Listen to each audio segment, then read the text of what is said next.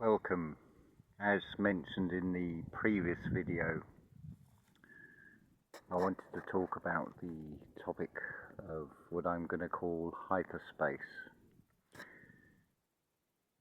Before I do that, I wish to talk about what I'm finding is currently going on. Now we need to prelude this. If you look at Elohim, if you look at Anunnaki, pretty much anything, you'll find there is a team, there is more than one. Okay, ultimately there may be a one, but the consistent story is that of a teamwork. So I want you to put everything aside and let's just go with the assumption that 2040 and a Phoenix event is coming. So you've got roughly just over 15 years, a little under 16 years to go. What I feel is happening and what is allowed for, and what I feel that we're being put under, is a series of tests.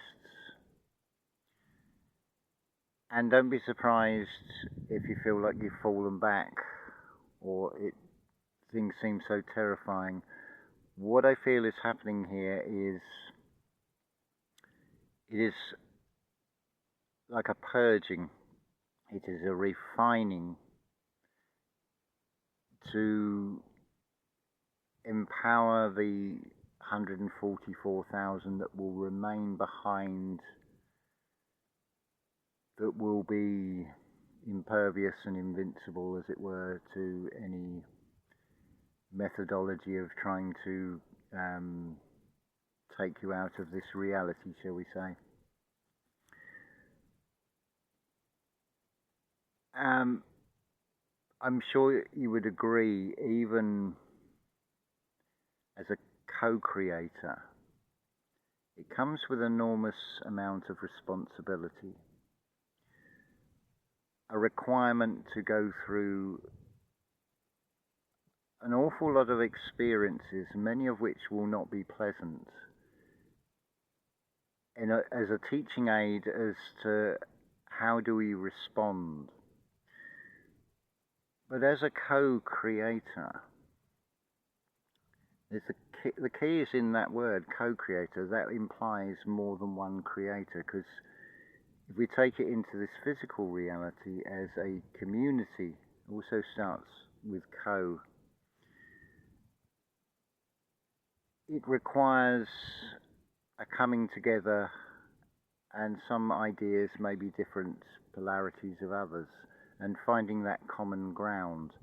Certainly with a community, consider any product. You'll have a team of designers, say for a mobile phone.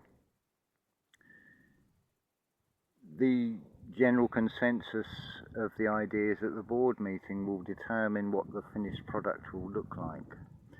So I feel what is happening at this precise time is to identify those that really do have it in them, and I feel there is more potential of those that have it in them than will actually graduate, shall we say. That's not to say that there isn't more than one graduation, but there's also the aspect, we take the scenario of prior to the First World War, John is an agricultural labourer and he spends 12 hours a day in the baking sun picking turnips, or something rather monotonous and poorly paid. But the scene has changed. The invitation was there to come and see some of the world, and you find yourself in the trenches in France or Belgium. And through those circumstances, there is something that comes out of this John that would not have been apparent, or the situation did not present itself for that inner strength in however it comes out, actually does come out. I could also use that Genesis of the Daleks scene where the Doctor says, have I the right to destroy the Daleks, as if they'd never existed? But look at what good, positive things they've brought about. They've brought worlds together that would not have been allies had it not been for the Daleks.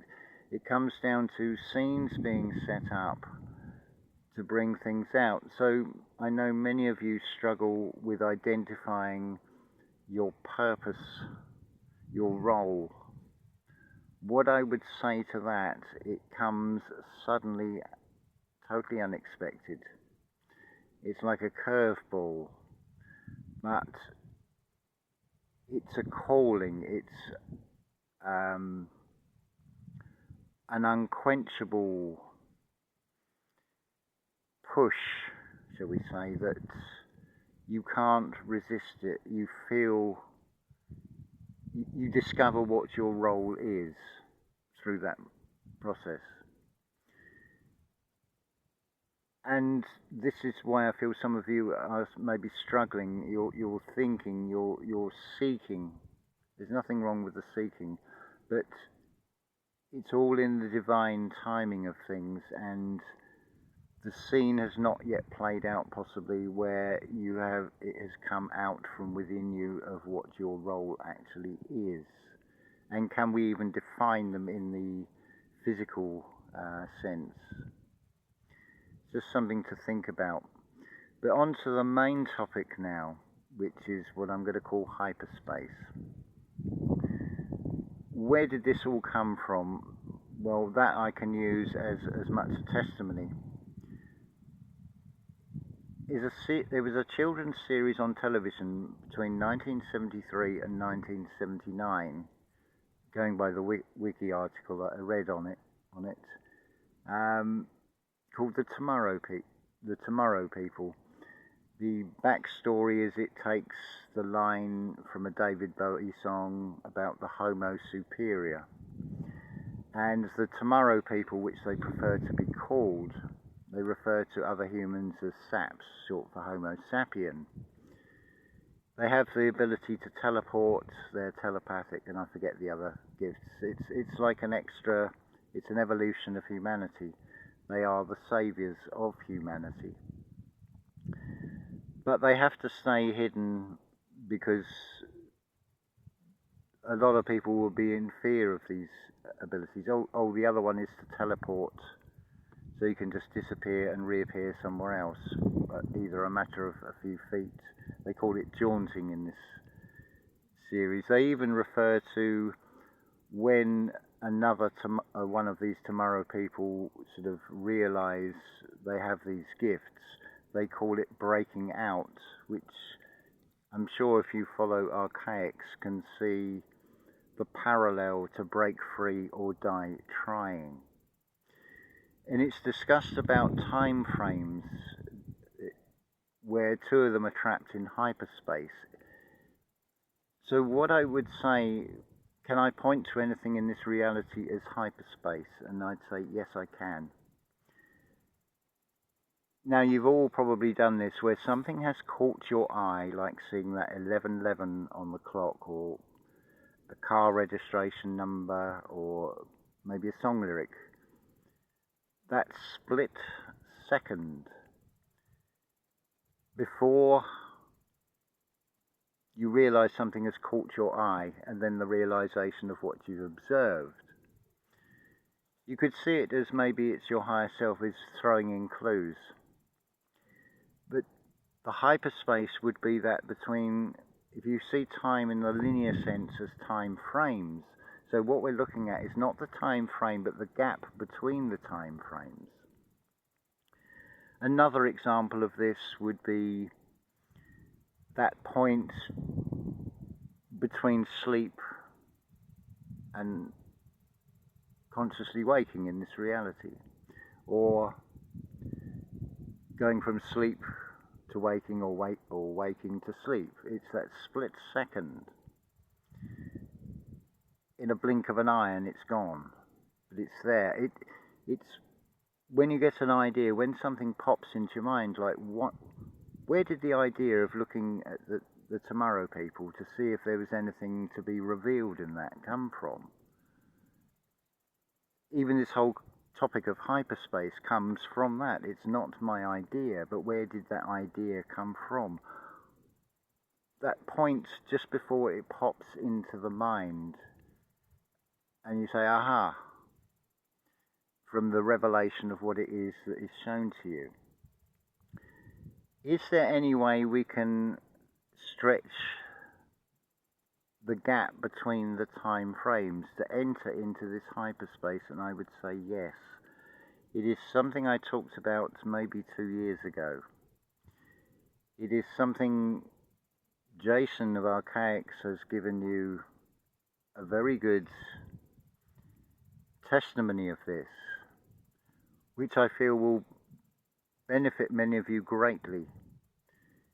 Now you can go into a route of meditation. Now a lot of you will say, I can't meditate. That's maybe your perception of what meditation is. I've been as guilty of it in earlier times where I've said stilling the mind. But the mind cannot be stilled. If you sit yourself in, let's explain meditation. Meditation is where you're taking yourself outside of this reality. You start to lose awareness of what the external senses are showing. But sure enough, if you just do it in a sitting position, you'll get a little itch on your back. And it's like there's your lower self trying to distract you. It's like, no, don't want to do this. Don't know what we're going to see. It's unknown. It's something to be fearful of, rather than facing it. So it's like a last attempt to derail you from stepping into that realm. Now Jason has shown there is another way of doing it, and that is immersion. Now I would say it doesn't matter what the topic itself is, but the methodology of this is the key to it. You could do this at a level of just watching a film where you feel like you're in the film. You're lost so much in the story that you're oblivious to the outside world. You may still have an awareness you're sitting in a chair and watching a film, but you feel more in the film than out the film. But the problem with that is you're just importing. There is no intention behind you of what are you going into it for? Is it just lazy entertainment? Or do you have an intention that I'm looking at this because I'm following a hunch, because intuition is saying I should watch this? Or an idea has come into your mind, but it comes back to where does, just before it becomes, it is given an individual an ID to the EA. So it's an EA, which is actually an old name for Enki. Maybe no coincidences in this, I would say. And we hear, which has EA. We see, which can be spelt SEA. Taste has E and A in it. Feel, you could spell FEAL. It's things I've talked about on videos before. But going back to the topic, Jason immersed himself so much in something he had a passion for. As Rudolf Steiner explains it, for there to be love, there has to be a foundation of interest. So what this actually is, it's confirming that the answers are all inside you, because you just have to follow your bliss, follow what interests you. Add to that, or couple to that, the experiences you have been through. Because we learn from experience. When you can combine those two, there's something that's grabbed your attention that is so consuming. It'll pull you into such a degree that you'll immerse yourself in it and become oblivious. You won't feel hungry, you won't want to stop to even go to the toilet. It will be so all-consuming.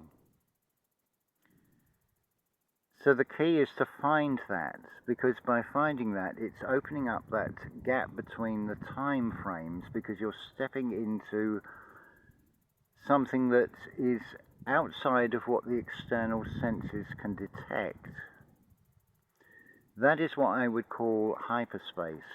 And like everything else in this reality, repeat, repeat, repeat. Practice, practice, practice until it becomes second nature. So you don't necessarily have to go down the accepted meditation route, and what is right for one may not be right for another. I can give you a personal testimony. I have several times done ayahuasca. I have done tree frog. I can't think of the word. There are many other ways of doing it. Just smoking cannabis would be another one. Taking you into a state. It's what Neville Goddard talks about, when you get into a state. Now, it's often expressed when people get upset. They work themselves up into a state. Well, that's on the negative polarity. But this is working yourself up in a very different state. This is working yourself up in a state of detachment from the external, from the physical, immersing yourself in something that you have an interest and a passion in.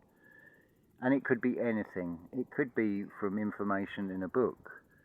It could be from getting esoteric meanings from films. It could be just planting endless rows of potatoes or tomatoes or seedlings and things like that. But when you get lost in it, you're not actually lost. You're just so immersed in it that you're stepping into a different world, as it were. And you're drawing something out of that and bringing it into this physical reality, whether it is just a testimony, whether it is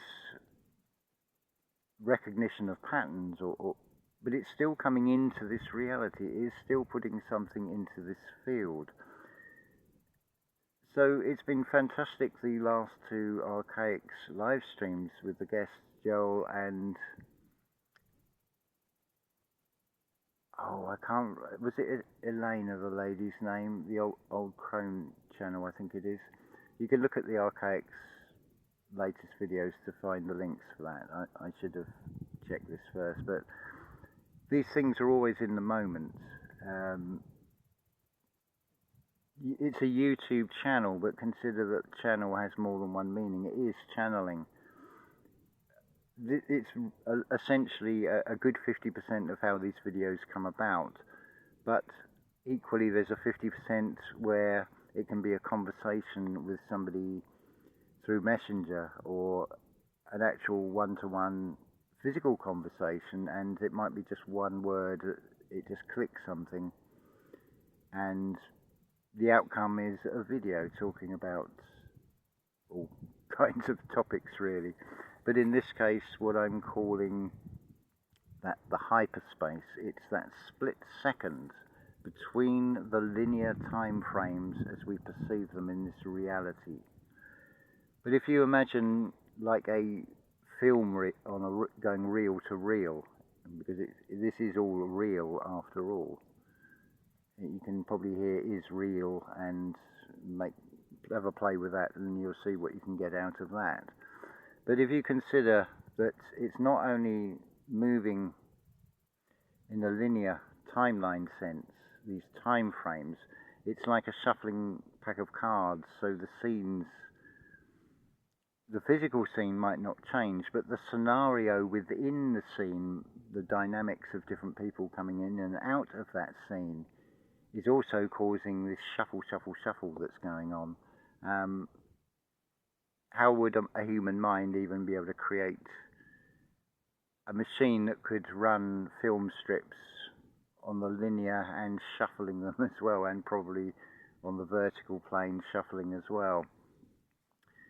But that's the closest comparison I could probably use to try and express, which I hope makes sense and it's not gone so deep.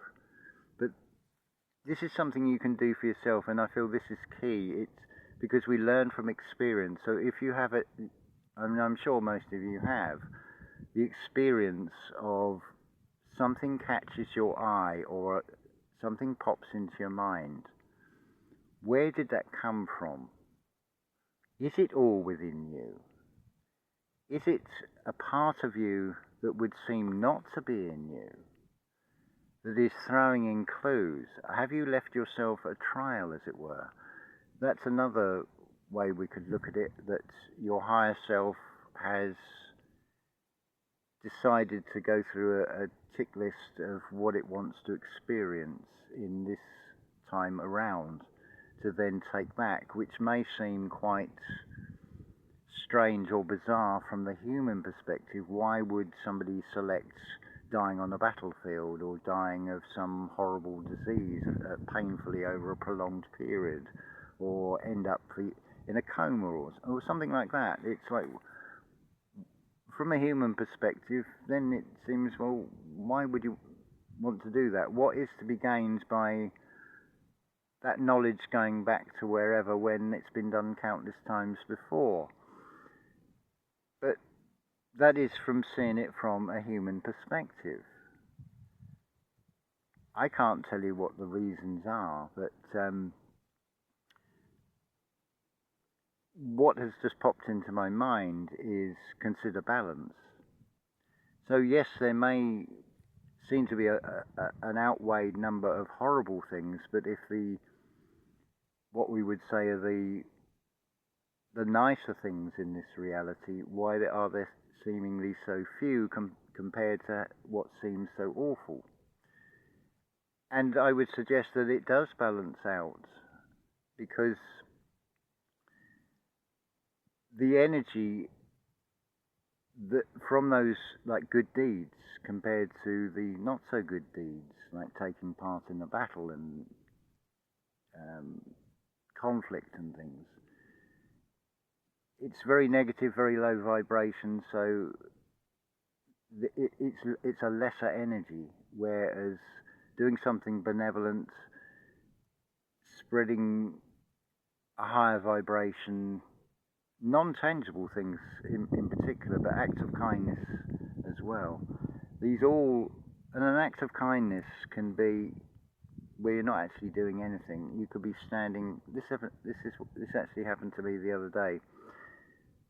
Standing in a queue at the checkout, the line to my left, there was a lady with quite a full shopping trolley. Behind her was this man with only a few items. So my wish was, I hope she will say to him, would you like to go in front of me? Because I've had that happen to me, and I've done it for other people as well. Some people are so caught up in this rat race that time is very precious to them, so they don't want to be in a queue. I'm not in any hurry. I'm in no rush. So I had this thought, I played this scene out, and it did happen. The lady said to this man, would you like to go in front of me? And it's like, that's beautiful. And there would never be any recognition of that. The only recognition is if you believe this.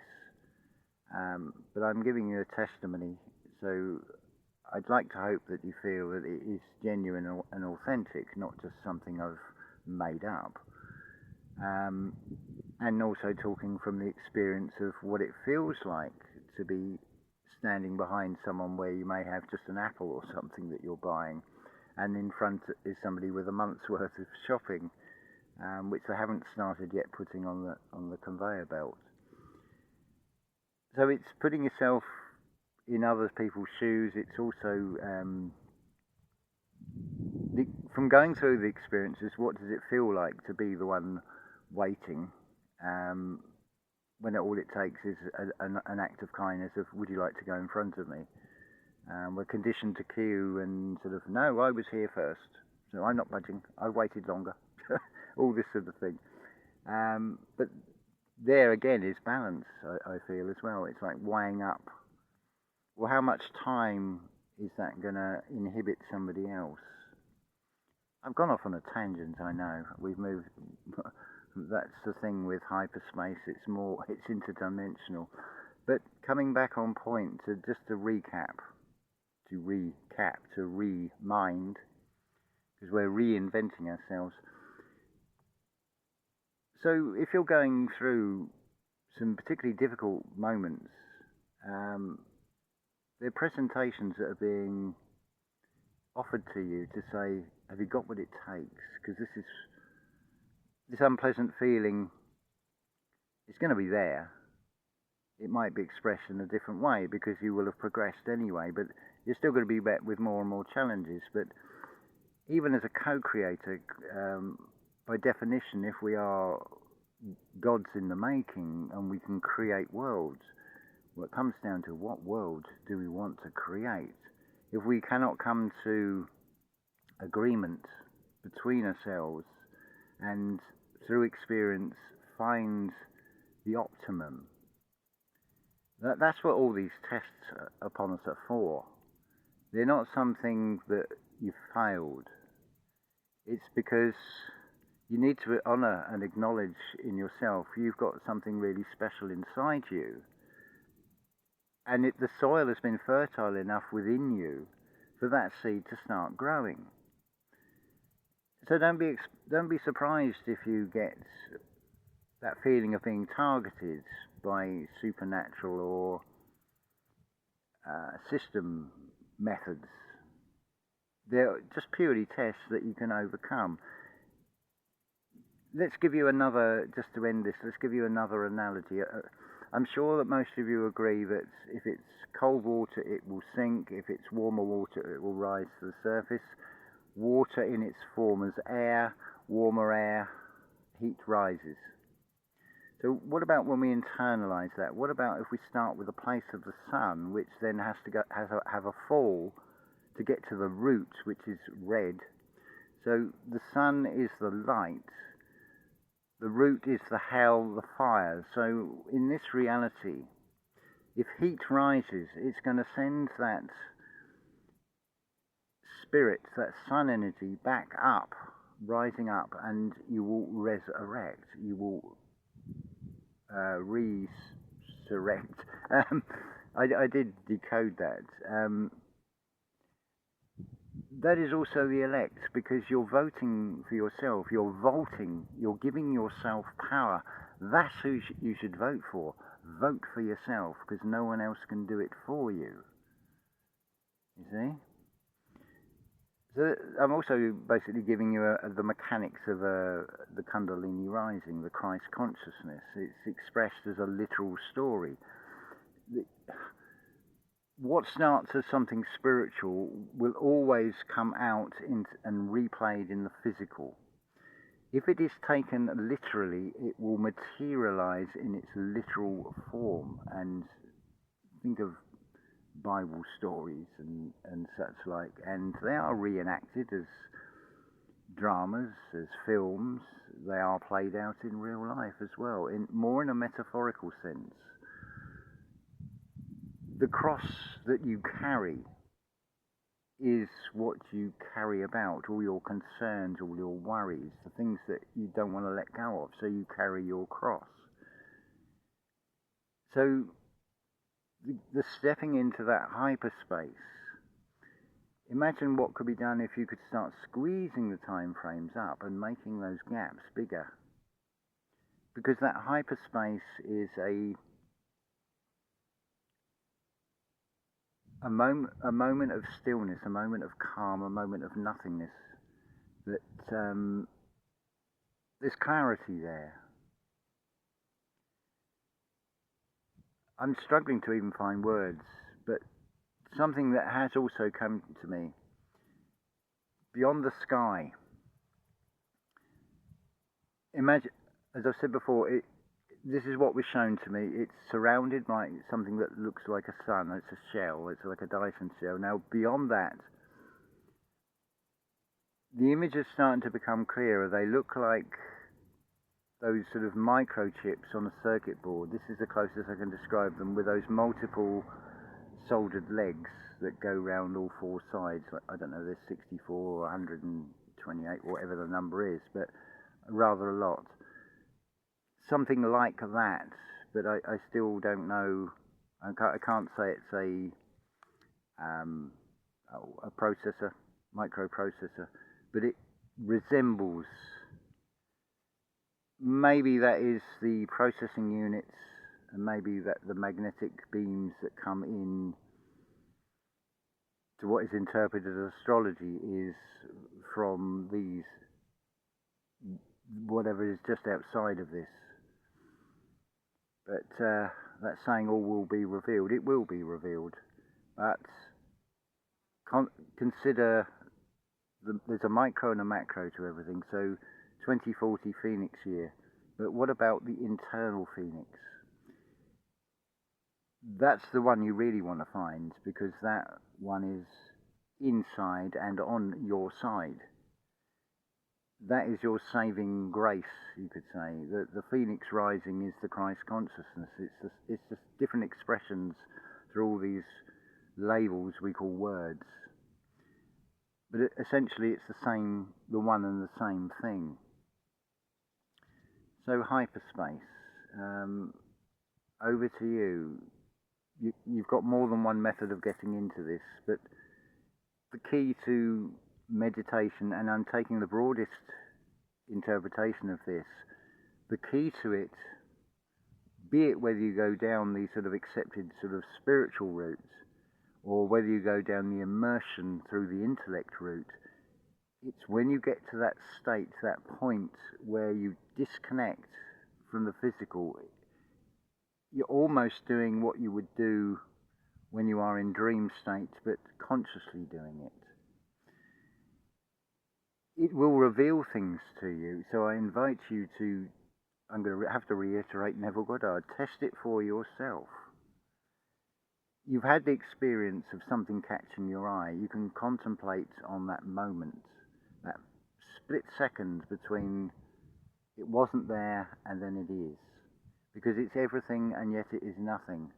That's the description of the Oversoul, the Creator, Sophia, God, whatever you want to call it. So I hope that has, I hope I have been able to say this well enough, that you've got everything you need to be able to do this. You are equipped with everything you need. It's here and it's here and it's your gut as well. It's working in alignment. You've got everything you need inside yourselves to be able to do this. And the more you do it, the easier it will become. So don't feel you've failed if you don't succeed on the first time. Don't go in with expectations, because the other extreme, it can be you can recoil from it. When you see something in such high definition, it's the hyperspace definition. It is that sharp, it is that clear, that you're, whoa, in the mind, you won't expect how sharp that it is. It's far more clearly defined than anything in this reality. So go in like you would be if you were driving. Expect the unexpected. Don't go in with preconceived ideas, because they won't be anywhere how you expect. And that I can also testify to. I didn't get the white dove descending from above. I got this flash of blank. Not what I expected. I just knew the day it was going to happen, because I've been able to calculate the 1260 days. But which is 3.5 years. That's also how long Christ's ministry was. These numbers encode so much. It's half of a cycle of 7. So that's half of it, because it's giving you half of it, because it's being played out in the physical. It's a reenactment of what's already happened in the spiritual. It is a spiritual history that is given to you. All the characters are states of mind. The multitude is every cell in your body. The feeling of the masses is the feeling that goes through your cells. It's what you generate inside yourself, your thoughts that get passed across to the subconscious. Anyway, I hope that has helped, and I'm going to say unconditional love to you all.